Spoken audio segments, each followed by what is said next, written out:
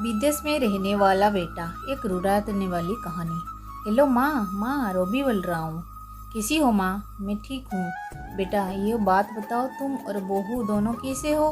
हम दोनों ठीक है माँ, आपकी बहुत याद आती है। अच्छा सुनो माँ, मैं अगले महीने इंडिया आ रहा हूँ, तुम्हें लेने क्या?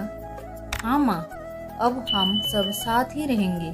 नीतू कह रही थी माँ जी को अमेरिका ले आओ, वहाँ अकेले बहुत परेशान हो रही होगी। हेलो, सुन रही हो माँ? माँ हाँ हाँ बेटे।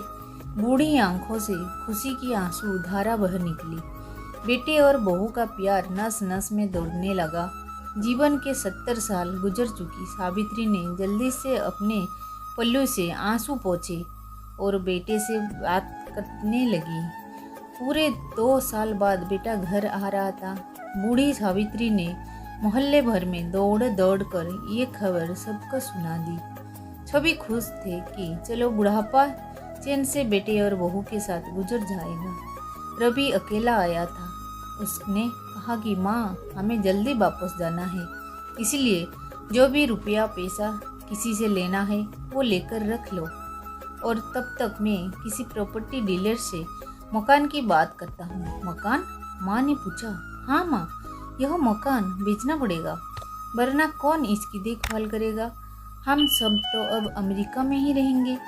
बूढ़ी आंखों ने मकान के कोने कोने को ऐसे निहारा जैसे किसी अवोध बच्चे को सहला रही हो।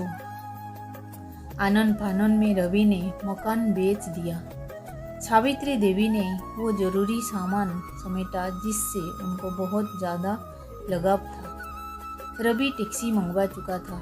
एयरपोर्ट पहुंचकर रवि ने कहा, माँ तुम यहाँ बैठो, मैं अंदर जाकर सामान की जांच और बोर्डिंग और वीज़ा का काम निपटा लेता हूँ।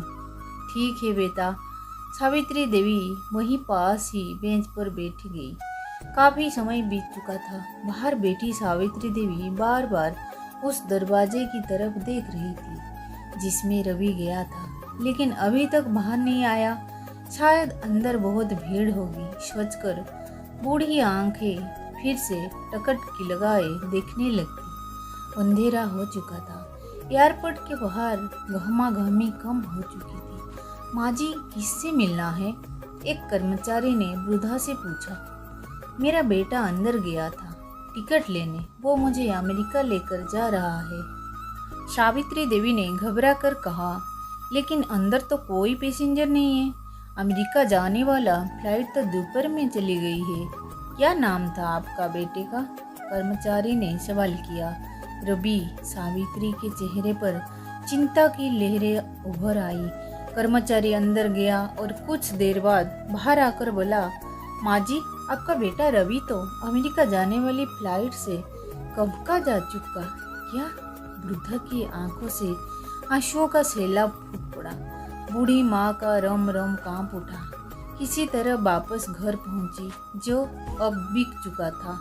रात में घर के बाहर चबूतरे पर सो गई। सुबह हुई तो दयालु मकान मालिक ने एक कमरा रहने को दे दिया।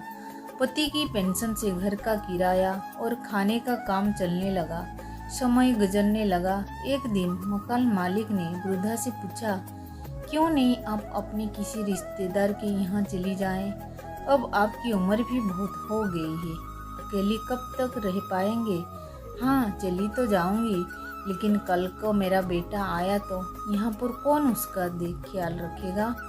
आंखों से आंसू आने लगे। दोस्तों, माँ बाप का दिल कभी मत दुखाना, माँ तो माँ होती है। दोस्तों, अगर यह वीडियो पसंद आए तो लाइक करें, शेयर करें और सब्सक्राइब करें।